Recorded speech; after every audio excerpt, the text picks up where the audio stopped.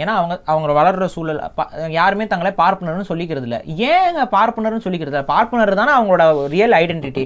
பார்ப்பனரை பற்றி கிட்டத்தட்ட ஒரு 1000 வருடங்களுக்கு முன்பு 1500 வருடங்களுக்கு முன்புலாம் குறிப்புகள் கிடைக்கும் பொழுது பார்ப்பனருங்கிற வார்த்தையை விட்டுட்டு ஏன் பிராமின்ங்கிறதுலே அவங்க பின்னாடி போயிட்டு இருக்காங்க அப்படின்னா, இங்கே தான் திமுக காரங்க திக காரங்க வராங்க.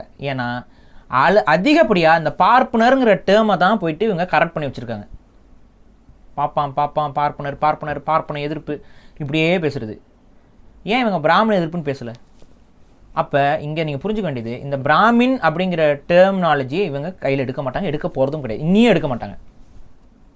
ஏன்னா பிராமின் அப்படிங்கிறது உண்மையான இவங்களுடைய முதலாளிகள் தான் பிராமணர்கள். திமுக திக இவங்களோட உண்மையான முதலாளிகள் பிராமணர்கள். இவங்களுக்கு கொள்வினையும் உண்டு, கொடுப்பனையும் உண்டு. ஆனால் இவங்களை அடிக்கிற நம்ம இவங்களை அடிக்கிறோம். இந்த ஒரிஜினல் பிராமணர்கள் என்று சொல்லக்கூடியவர்களை நம்ம அடிக்கிறோம்.